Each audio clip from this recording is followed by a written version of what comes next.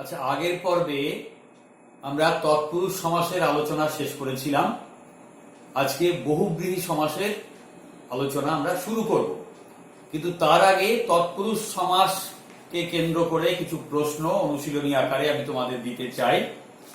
সেগুলি আগে তোমরা দেখো, চেষ্টা করবে অনুশীলনী প্রশ্নগুলিকে সব খাতায় টুকে নিতে।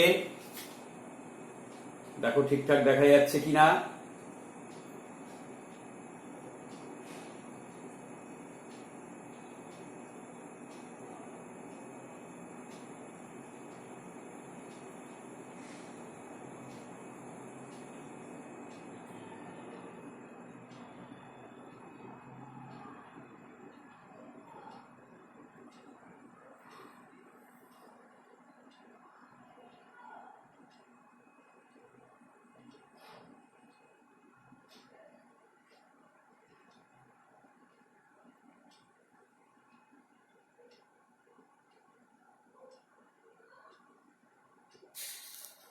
আচ্ছা,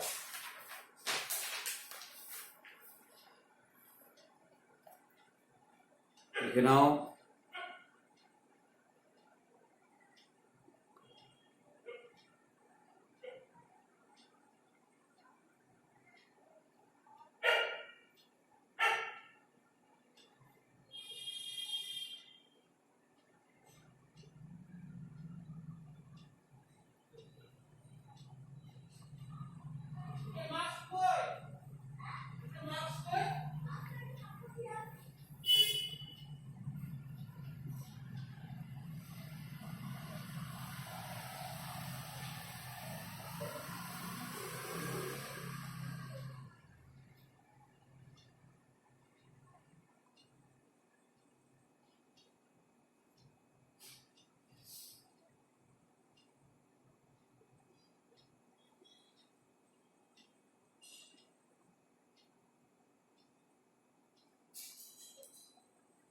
বেশ, অনুশীলনী তোমাদের দেওয়া হলো।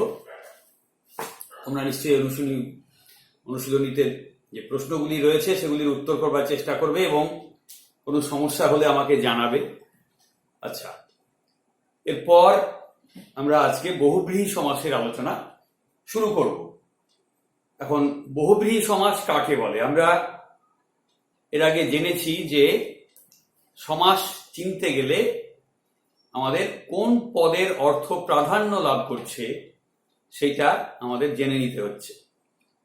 কোন কোন সমাসে দেখা যাচ্ছে যে দুটো পদের অর্থ সমান প্রাধান্য লাভ করছে। কোন সমাসে পূর্ব পদের অর্থ প্রাধান্য, কোন সমাসে পরপদের অর্থ প্রাধান্য, কোন সমাসে পূর্বপদ বা পরপদ দুটির কোনোটিই নয়, তৃতীয় একটি পদের অর্থ প্রাধান্য। এখন আমাদের এই বহুব্রীহি সমাসে দেখা যাচ্ছে যে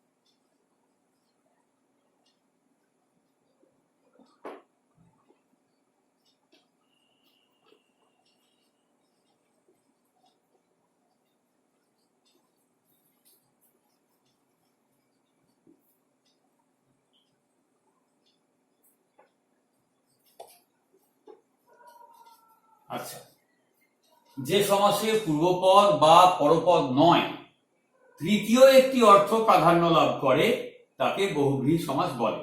অর্থাৎ পূর্বপদের অর্থ প্রাধান্য লাভ করছে না, পরপদের অর্থ প্রাধান্য লাভ করছে না, তৃতীয় একটা পদের অর্থ প্রাধান্য লাভ করছে। কিরকম? আমরা একটু উদাহরণের সাহায্যে বিষয়টা বুঝে নেওয়ার চেষ্টা করি। ধরো পিত, অম্বর, জার,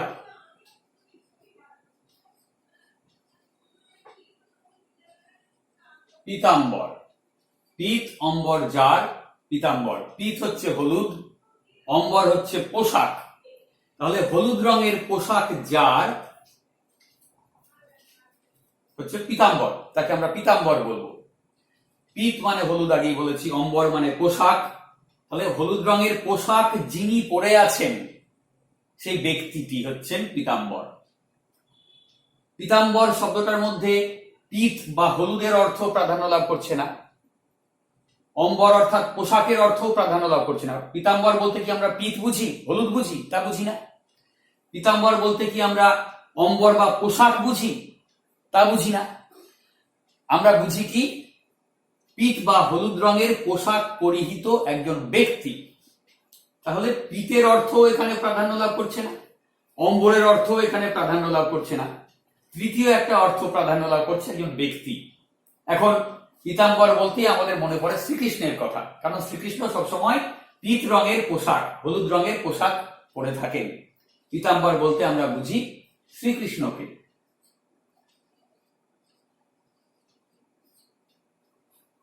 রাধা, তার গাত্রবর্ণ, দেহের রং হচ্ছে হলুদ।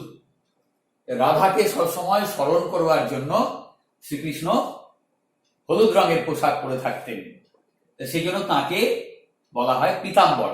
শ্রীকৃষ্ণের 108টি নামের মধ্যে একটি নাম হচ্ছে পীতাম্বর। যাই হোক, তাহলে পীতাম্বর বলতে আমরা শ্রীকৃষ্ণকে বুঝি, বা হলুদ রঙের পোশাক পরিহিত কোনো ব্যক্তিকে বুঝি। হলুদ রংটাকেও বুঝি না, আবার পোশাকটাকেও বুঝি না, অর্থাৎ পীতকেও বুঝি না, অম্বরকেও বুঝি না। তাহলে এই দুই পদ, পূর্বপদ এবং পরপদ, এই দুটো পদের কোনোটারই অর্থ প্রাধান্য লাভ করছে না, তৃতীয় একটা অর্থ প্রাধান্য লাভ করছে পীতাম্বর শব্দটার। তাহলে পীতাম্বর এটা হচ্ছে বহুব্রীহি সমাস। পীত অম্বর যার পীতাম্বর বহুব্রীহি সমাস, কারণ বহুব্রীহি সমাসে পূর্বপদ নয়, পরপদ নয়, প্রাধান্য লাভ করে তৃতীয় আর একটা অর্থ। ঠিক আছে, তাহলে পীতাম্বর যে বহুব্রীহি সমাস সেটা বোঝা গেল। আমরা আরো বেশ কিছু উদাহরণ নিয়ে বহুব্রীহি সমাসটাকে বুঝে নেওয়ার চেষ্টা করব। তার আগে আরেকটা কথা তোমাদের বলে নিই, একটা বিষয়, সেটা হচ্ছে যে বহুব্রীহি সমাস, তার নাম বহুব্রীহি হলো কেন? বহুব্রীহি সমাসের নাম বহুব্রীহি হলো কেন? এটা একটা গুরুত্বপূর্ণ প্রশ্ন। আমরা এর আগে দেখেছি যে কর্মধারয় সমাস, তার নাম কর্মধারয় হলো কেন? তৎপুরুষ সমাস, তারই নাম তৎপুরুষ হলো কেন? তেমনি বহুব্রীহি সমাস, তার নামই বা বহুব্রীহি হলো কেন? এটা আমাদের বুঝে নিতে হবে। তাহলে প্রশ্ন হচ্ছে বহুব্রীহি সমাসের নাম বহুব্রীহি হলো কেন? যুক্তি সাহায্যে, উদাহরণের সাহায্যে বুঝিয়ে দাও। এই যদি প্রশ্ন হয় তাহলে তার উত্তর কি হবে?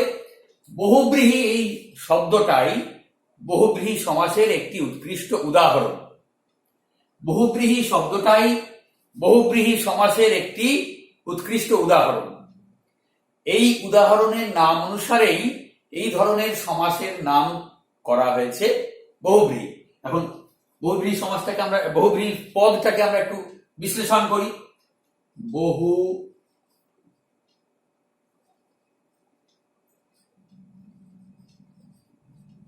ব্রীহি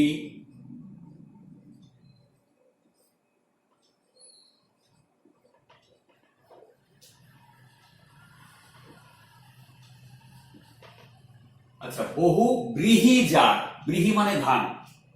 তাহলে অনেক ধান রয়েছে যে ব্যক্তিটির, অনেক ধানের মালিক যে ব্যক্তিটি, বহুব্রীহি বলতে সেই ব্যক্তিটিকে বোঝানো হচ্ছে। বহুব্রীহি বলতে একজন ব্যক্তিকে বোঝানো হচ্ছে যে ব্যক্তিটির বহু ব্রীহি আছে, অর্থাৎ অনেক ধান আছে। তাহলে একজন ব্যক্তি হচ্ছে বহুব্রীহি। বহুব্রীহি এই পদটার মধ্যে বহু অর্থাৎ অনেক অর্থ প্রাধান্য লাভ করছে না, আবার ব্রীহি অর্থাৎ ধান অর্থ প্রাধান্য লাভ করছে না। বহুব্রীহি বলতে আমরা অনেক বুঝি না, বহুব্রীহি বলতে আমরা ধান বা ব্রীহি বুঝি না। আমরা বুঝি এমন একজন ব্যক্তি, বহুব্রীহি বলতে একজন ব্যক্তিকে বুঝি, একজন মানুষকে বুঝি, যে মানুষটি, যে ব্যক্তিটির অনেক ব্রীহি রয়েছে, অনেক ধান রয়েছে। তাহলে বহুব্রীহি এই পদটাতে বহু অর্থ প্রাধান্য লাভ করছে না, ব্রীহি অর্থ প্রাধান্য লাভ করছে না, অর্থাৎ পূর্বপদের অর্থ প্রাধান্য লাভ করছে না, পরপদের অর্থ প্রাধান্য লাভ করছে না, তৃতীয় একটা অর্থ প্রাধান্য লাভ করছে। তাহলে বহুব্রীহি এই পদটা সমাস হচ্ছে বহুব্রীহি সমাস। তাহলে বহুব্রীহি এই পদটারও সমাস হচ্ছে বহুব্রীহি সমাস। তাহলে বোঝা গেল তো যে কি কারণে এই ধরনের সমাসের নাম বহুব্রীহি হয়েছে। এই বহুব্রীহি এই শব্দটাই এই ধরনের সমাসের একটি উৎকৃষ্ট উদাহরণ। সে কারণেই এই ধরনের সমাসের নাম এই উৎকৃষ্ট উদাহরণটির নাম অনুসারেই রাখা হয়েছে বহুব্রীহি সমাস। বোঝা গেল? আচ্ছা, এইবার আমরা বহুব্রীহি সমাসের যে শ্রেণী বিভাগ সেগুলিতে যাব। বহুব্রীহি সমাসের যে শ্রেণী বিভাগ কিরকম? এক হচ্ছে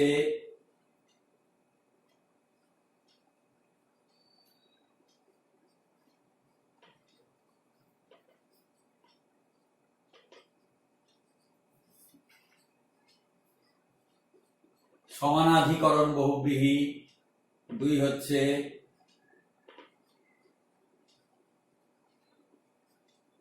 ব্যাধিকরণ বহুব্রীহি, তিন হচ্ছে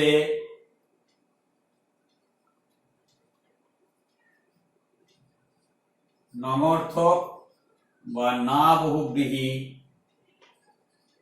চার হচ্ছে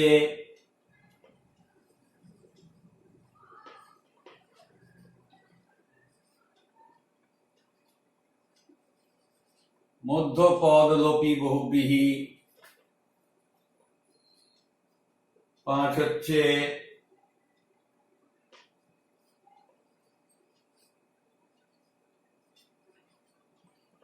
ব্যতিহার বহুব্রীহি,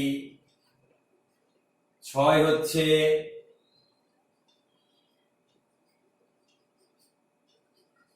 সহার্থক বহুব্রীহি, সাত হচ্ছে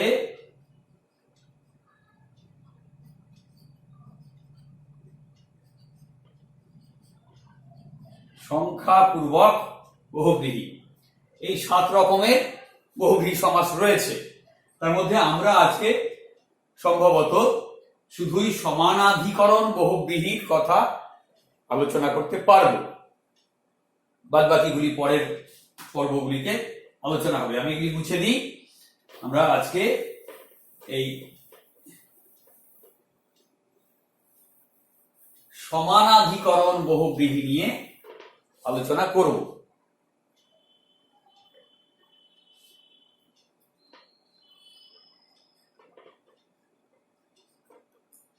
আচ্ছা, সমানাধিকরণ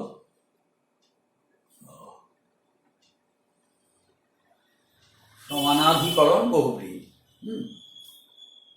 আচ্ছা, সমানাধিকরণ বহুব্রীহির উদাহরণ। আচ্ছা, আগে উদাহরণ নয়, আগে সমানাধিকরণ বহুব্রীহি কাকে বলে সেটা একটু আলোচনা করে নিই। আচ্ছা, সমানাধিকরণ, আচ্ছা না, আগে কতগুলো উদাহরণ আগে দেখেই নিই নাকি? আচ্ছা, ঠিক আছে, না সংজ্ঞাটাকেই আলোচনা করে নিই। আচ্ছা, সমানাধিকরণ বহুব্রীহির যে বহুব্রীহি সমাসে পূর্বপদ এবং পরপদ উভয় পদেই একই বিভক্তি যুক্ত থাকে, এবং সেই বিভক্তিটা কি? সেটা হচ্ছে শূন্য বিভক্তি। আচ্ছা, আমরা সংজ্ঞাটা লিখি।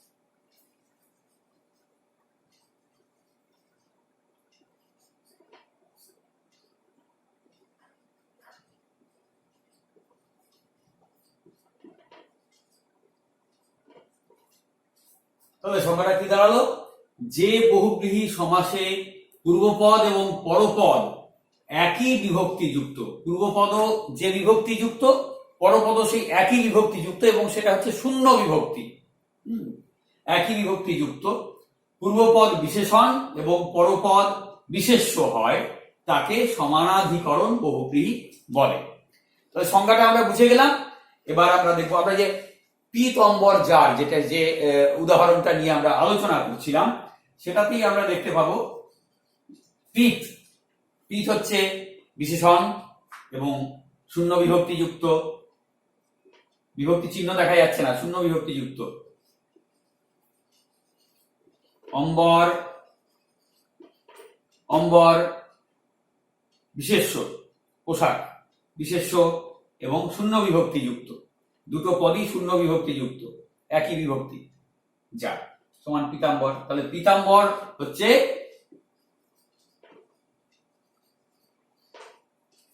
সমানাধিকরণ বহুব্রীহির একটা উদাহরণ। আরো অনেক উদাহরণ আছে, আমরা উদাহরণগুলি নিয়ে আলোচনা করব।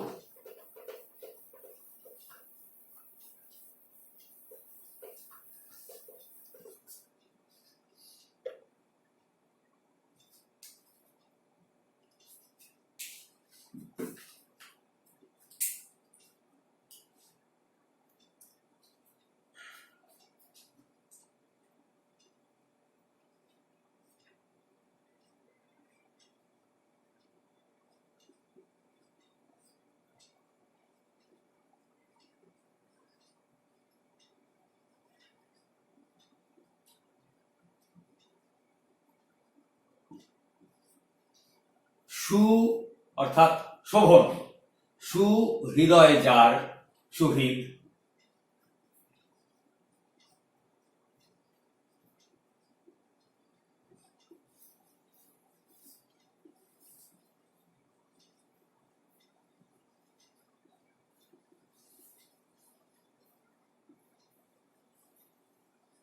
সু শোভন, ধি যার সুধি, সু বলতে এখানে শোভন বোঝাচ্ছে।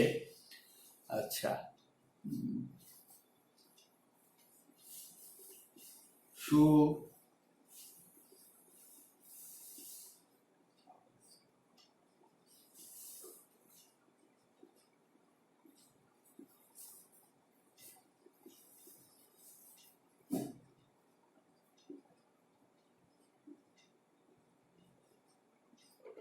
সু অর্থাৎ সুন্দর, অর্ণ অর্থাৎ বর্ণ যার স্বর্ণ। আচ্ছা, লব্ধ প্রতিষ্ঠা যার, লব্ধ প্রতিষ্ঠ। আচ্ছা, মহৎ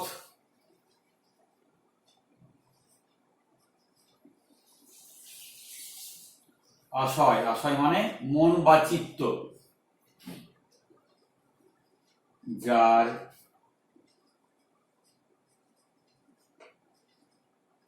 মহাশয়। আচ্ছা, আর কি আছে, আচ্ছা, মহান,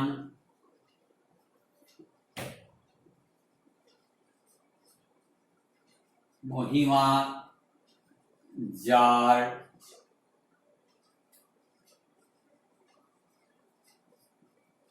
মহামহিম। এসব হচ্ছে সমানাধিকরণ বহুব্রীহি সমাসের উদাহরণ। ঠিক আছে, আরো মেলা উদাহরণ আছে, অজস্র উদাহরণ আছে, তোমরা একটু বই ঘাঁটবে, তা না হলে সবটা আমার পক্ষে এখানে লিখে দেওয়া তো সম্ভব না। আমি কতগুলি সংকট নিয়ে এবার আলোচনা করতে চাই। ধরো, কর্মধারয় সমাস আর সমানাধিকরণ বহুব্রীহিতে গুলিয়ে যাওয়ার একটা সম্ভাবনা আছে। কিরকম, ধরো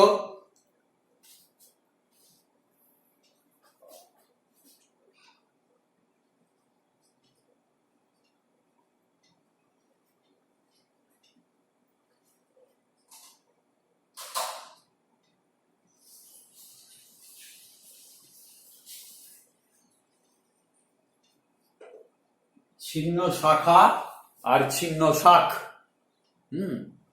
আচ্ছা, দুরাকাঙ্ক্ষা, দুরাকাঙ্ক্ষ, দুরাকাঙ্ক্ষ,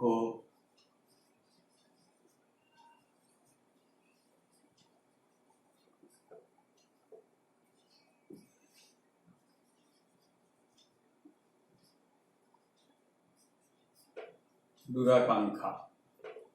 আচ্ছা, এগুলোতে আসি আগে।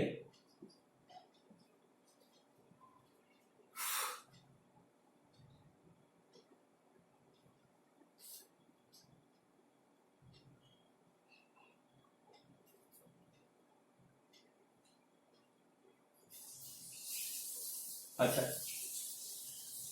ছিন্ন শাখা, ছিন্ন যে শাখা, এই ছিন্ন শাখা ব্যাসবাক্য কিন্তু ছিন্ন যে শাখা, তাহলে এটা কিন্তু কর্মধারয়। আর ছিন্ন শাখ, ছিন্ন হয়েছে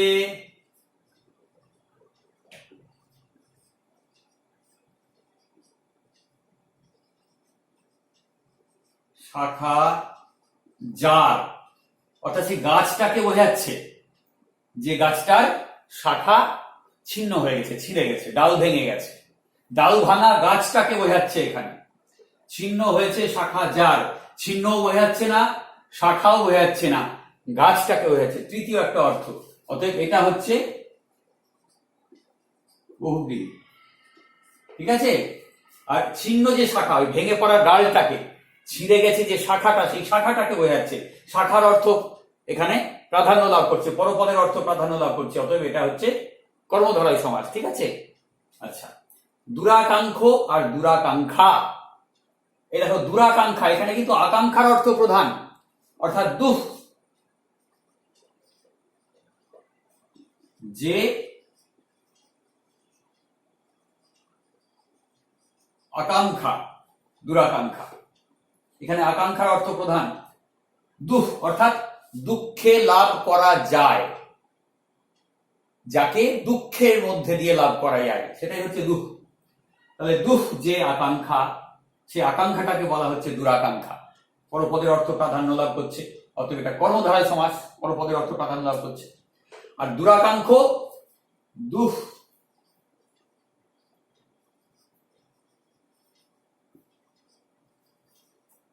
আকাঙ্ক্ষা যার, যে ব্যক্তিটা এই আকাঙ্ক্ষা করে, আকাঙ্ক্ষা মানে কামনা, চাওয়া, ইচ্ছা, এমন জিনিস চায় যে জিনিসটা দুঃখে পাওয়া যায়, এই চায় যে ব্যক্তি, সেই ব্যক্তি হচ্ছে দুরাকাঙ্ক্ষ। ঠিক আছে? তাহলে দুরাকাঙ্ক্ষ হচ্ছে বহুব্রীহি সমাস, ব্যক্তিটাকে বোঝাচ্ছে। আর দুরাকাঙ্ক্ষা হচ্ছে আকাঙ্ক্ষাকে বোঝাচ্ছে, এটা কর্মধারয় সমাস। তবে দুরাকাঙ্ক্ষ আর দুরাকাঙ্ক্ষা এই দুটো বুঝে নিতে হবে। সময় হয়ে এলো?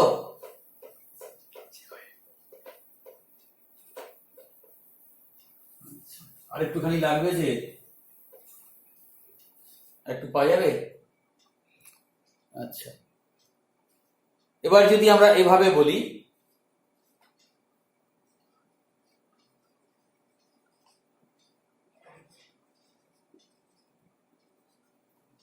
এগুলো বড্ড ডিস্টার্ব করছে, আমি তো একটা তো লিখে সুখ পাচ্ছি না।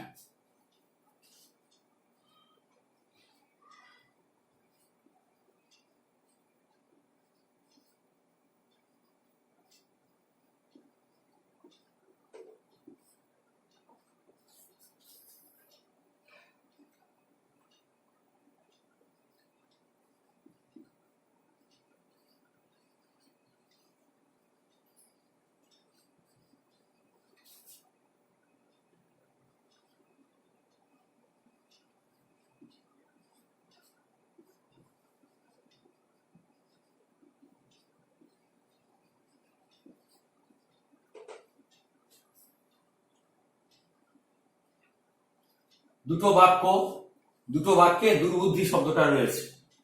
এই যে দুর্বুদ্ধি পদটা দুটো বাক্যে দুরকম অর্থ বহন করছে। তোমার এমন দুর্বুদ্ধি হলো কেন? এখানে কিন্তু বুদ্ধির অর্থ প্রাধান্য লাভ করছে। দুঃ অর্থাৎ দুষ্ট মানে খারাপ, যে বুদ্ধি। এই প্রথম বাক্যে ব্যাস বাক্য হবে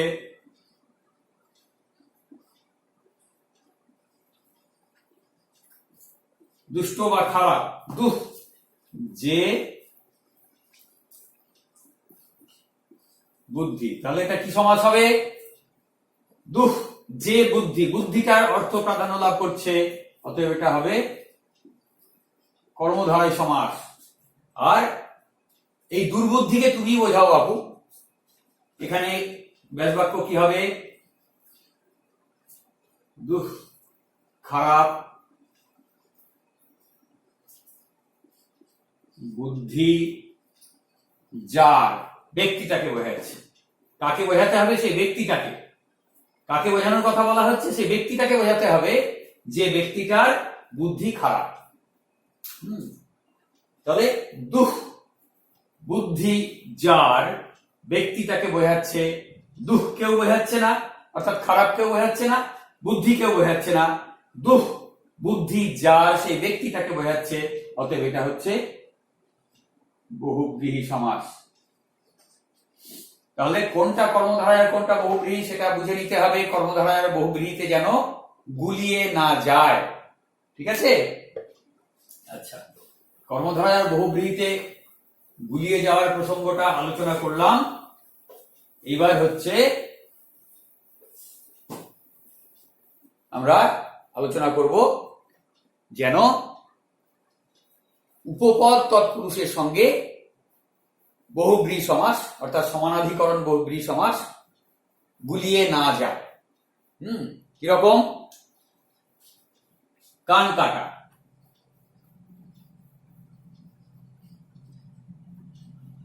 এটার ব্যাস বাক্য যখন হবে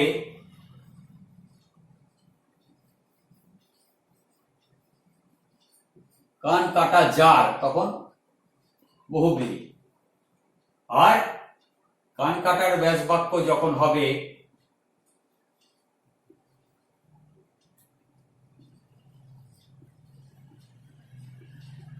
কান কাটে যে, তখন উপপদ তৎপুরুষ। বুঝবো কি করে? এই কাটা, এই কাটাটা বিশেষণ, এই কাটাটা বিশেষণ। কোনো একটা কিছু কাটা, কোনো একটা কিছুকে বর্ণনা করছে, কোনো একটা কিছুর অবস্থা বুঝিয়ে দিচ্ছে কাটা পদটা। ফলে পরপদ যখন বিশেষণ তখন হবে বহুব্রীহি সমাস। আর কাটে একটা ক্রিয়ার ভাব প্রকাশ করবে যখন পরপদ, তখন সে হবে উপপদ তৎপুরুষ সমাস। তাহলে উপপদ তৎপুরুষের সঙ্গে বহুব্রীহি সমাসের তফাৎটা আমরা বুঝে নিতে পারবো কিভাবে? যখন পরপদটা বিশেষণের অর্থ প্রকাশ করবে তখন হবে বহুব্রীহি সমাস, যখন পরপদ ক্রিয়ার অর্থ প্রকাশ করবে তখন হবে উপপদ তৎপুরুষ সমাস। কান কাটা, ধরো ঘর পোড়া,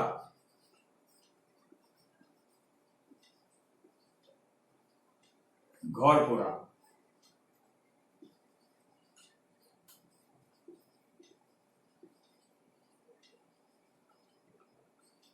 ঘর পোড়া যায় বহুব্রীহি হবে।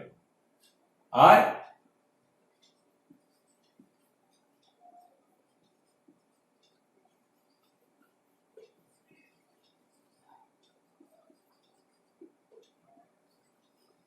ঘর পোড়ায় যে উপপদ তৎপুরুষ, ঘর পোড়া, ঘর পোড়া যার, এটা বোঝা যাচ্ছে যে এই ঘর পোড়া এই পদটাতে ঘরের অর্থ প্রাধান্য লাভ করছে না, পোড়ার অর্থ প্রাধান্য লাভ করছে না, এমন একজন ব্যক্তির কথা বলা হচ্ছে যার ঘর পুড়ে গিয়েছে। তাহলে এটা বহুব্রীহি সমাস, এবং এই পোড়াটা বিশেষণের অর্থ বহন করবে। পোড়া, ঘরটা কেমন? পোড়া। তাহলে পোড়াটা কোন একটা পদকে বিশেষিত করছে, কোন একটা পদের অবস্থা বুঝিয়ে দিচ্ছে, তাহলে পোড়া বিশেষণ।